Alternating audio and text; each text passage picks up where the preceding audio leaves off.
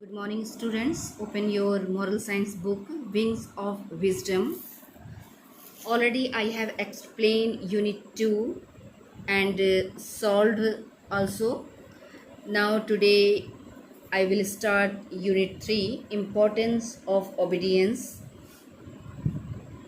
Robin, hello Sanjay. Sanjay said, hello Robin. Robin said, you are in a hurry. Where are you going?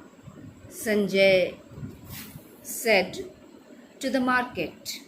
Robin said, what a boring thing to do. Come, let's play cricket. Sanjay ने कहा, no, no, my mother asked me to get some vegetables. Robin said, you can buy them later.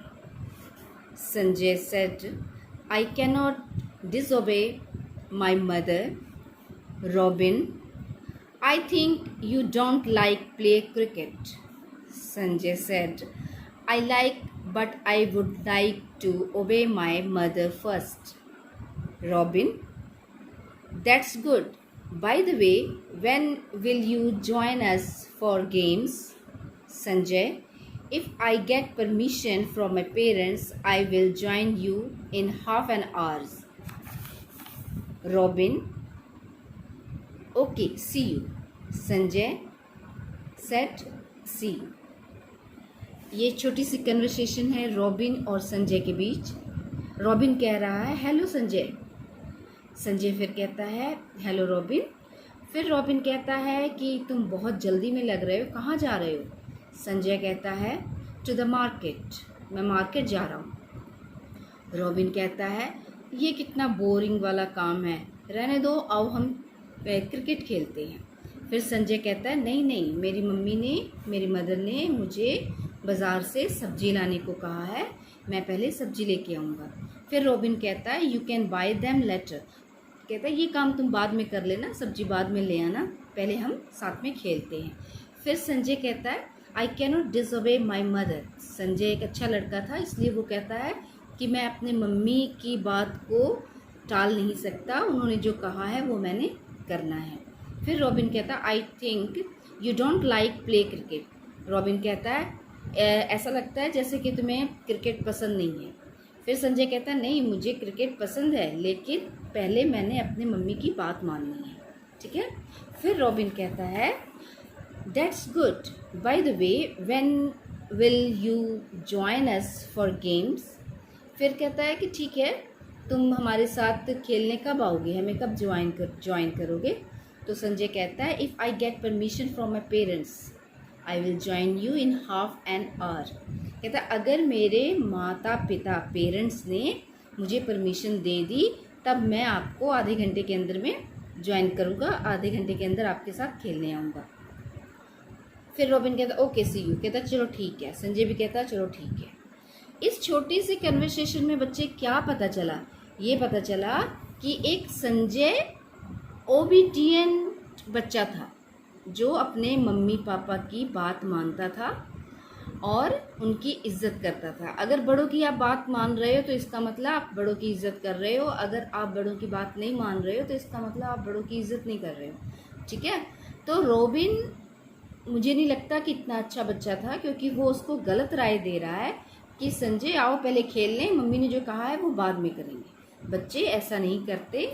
अगर आपके mummy papa ने, अगर आपसे बड़े कोई teacher या कोई और भी जो आपसे बड़े हैं, अगर आपको कोई काम या कोई बात कहते हैं तो उनको अंडरस्टैंड करो, उनकी बात मानो, फिर ही आप एक ओबीडियंस चाइल्ड कहलाओगे। तो इस चैप्टर में है इम्पोर्टेंस ऑफ ओबीडियंस। ओबीडियंस की क्या महत्ता है हमारी लाइफ में, हम ये आपको बताएंगे, ठीक है। Sanjay expresses his love for his mother by obeying her. When we obey our parents, teachers, and elders, we express our love and respect for them.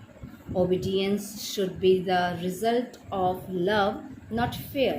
Then it becomes a joy, not burden. तो संजय ने अपने माँ प्यो, अपने mummy papa के साथ जो प्यार करता था वो कैसे हमें पता चला? क्योंकि वो अपने मम्मी पापा की बात मानता है। ओबीडियंट है और जो भी वो कहते हैं उनकी बात मानता है। इससे हमें ये पता चलता है कि संजय अपने मम्मी पापा से प्यार भी करता है। When we obey your parents, teachers and elders, जब आप अपने से बड़ों की, अपने पेरेंट्स की, अपने टीचर्स की बात मानोगे तो इसका मतलब है कि हम उनकी रिस्पेक्ट कर रहे हैं, ठीक है ना। Obedience should be the result of love.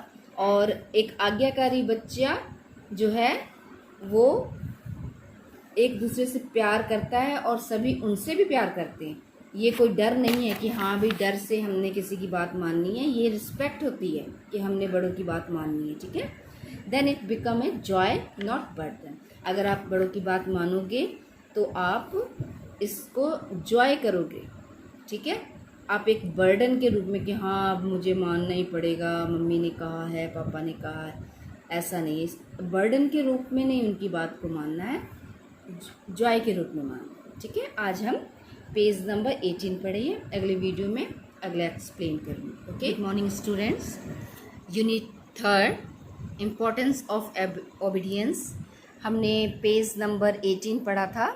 आज मैं इसी का एक पेज और एक्सप्लेन करूँगी, 19 पेज। इसमें है स्टोरी टाइम है ये। इसमें एक्सेप्ट गुड एडवाइस, एक छोटी सी स्टोरी है जिसमें आपको ये पता चलेगा कि हमें किसी की बात मान लेनी चाहिए और किसी की बात मानने से हमें फ़ायदा ही होता है, खासकर अपने बड़ों की, ठीक है। नंबर 1 में है, it was a cold night, a group of monkeys were taking rest on a tree. एक बार सर्दियों का दिन था और बहुत सारे मंकीज, बंदर, एक पेड़ पे बैठे हुए थे, ठीक है, और बहुत ठंड थी। Number 2, one of the monkeys said, I wish we could find some fire, it will keep us warm। कहता है अगर एक मोंकी ने उसमें से कहा कि अगर हमें कहीं से थोड़ी सी आग मिल जाए तो हम उसको सेक के थोड़े गर्म हो जाएंगे, क्योंकि उनको ठंड से सर्दी से ठंड लग रही थी, ठीक है। Number 3, suddenly they noticed a flock of fireflies. One of the young monkeys thought it was fire. He catch a firefly. Fireflies के बहुत सारे अगर फायरफ्लाइज हो, आपको पता है ना फायरफ्लाइज जुगनू को कहते हैं जो रात को चमकते हैं, जिनके बैक साइड पे एक छोटे से बल्ब की तरह लगा होता है और वो चमकता है, उसको कहते हैं फायरफ्लाइज। और उनके झुंड को जब एक से ज़्यादा हों उनको कहते हैं फ्लॉक, ठीक है। तो वो इतने सारे अचानक ही उन मंकीज़ को दिखे और one of the young monkey thought it was fire. और उसमें से एक मंकी ने सोचा, ये देखो जुगनू है चमक रहा है, तो एक मंकी ने सोचा कि शायद ये फायर है, आग है, ठीक है। हाँ, 19 अब 20 page. Number 4, he put it under some dry leaves and started blowing at it. Some other monkeys also joined it in his effort. तो उसने उस जुगनू को बहुत सारे लीव्स, पत्तों के नीचे रख दिया और सोचा कि इन पत्तों में आग लग जाएगी तो हम इसको सेक लेंगे। लेकिन उनको ये नहीं पता था ये आग नहीं है, ये भी एक कोई छोटा सा जीव है, ठीक है। Number 5, a sparrow noticed it and said, this is a firefly, not a real fire. To escape cold, you can take shelter in a cave. But the monkeys did not pay attention to the sparrow. और उसी पेड़ पे कहीं पर एक sparrow बैठी थी। Sparrow पता है ना, छोटी सी चिड़िया होती है, वो बैठी थी और वो नोटिस कर रही थी इस बात को कि ये मंकी कैसे उनके पीछे लगे हुए हैं और उनको आग समझ रहे हैं। तो उसने उन मंकी से कहा कि इतनी अगर आप लोग को ठंड लगती है तो आप लोग किसी गुफा में एक घर बना लो, एक गुफा सा बना लो अपने रहने के लिए, तो आपको ठंड नहीं लगेगी। पर उन मंकी ने ध्यान नहीं दिया, मतलब the monkeys did not pay attention to the sparrow. Sparrow ने क्या कहा, उसकी तरफ उन monkeys ने ध्यान ही नहीं दिया. After sometimes the monkeys become very tired. Now they realized what the sparrow had said was correct. They set free the firefly and moved to a nearby cave. और काफ़ी देर के बाद जब उनकी बात नहीं बनी और उस जुगनू में आग नहीं लगा तो उन्होंने सोचा कि वो स्पैरो सही कह रही थी कि भी केव के अंदर चल जाओ, गुफा के अंदर चल जाओ और वहाँ आपको ठंड नहीं लगेगी. पहले नहीं उसकी बात मानी पर बाद में उसकी बात मानी. तो यहाँ पे है कोई अगर सियाना कुछ आपको समझा रहा है, कुछ कह रहा है तो उनकी बात हमें नोटिस करनी चाहिए. अगर वो पहले ही चल जाते तो उनको ठंड नहीं लगती. और अगर किसी ने अच्छी राय दी है तो उसको मान लिया तो वो फ़ायदे में रहे और उनको अब ठंड नहीं लगी, वो गुफा के अंदर चले गए रहने के लिए. ठीक है. The advice of people close to us is really important. We should give them due value. The advice of our parents and teachers should not be neglected. जब हमें कोई अच्छी राय दे रहा है तो उसके इम्पोर्टेंस को हमें समझना चाहिए और उनकी वैल्यू भी समझनी चाहिए.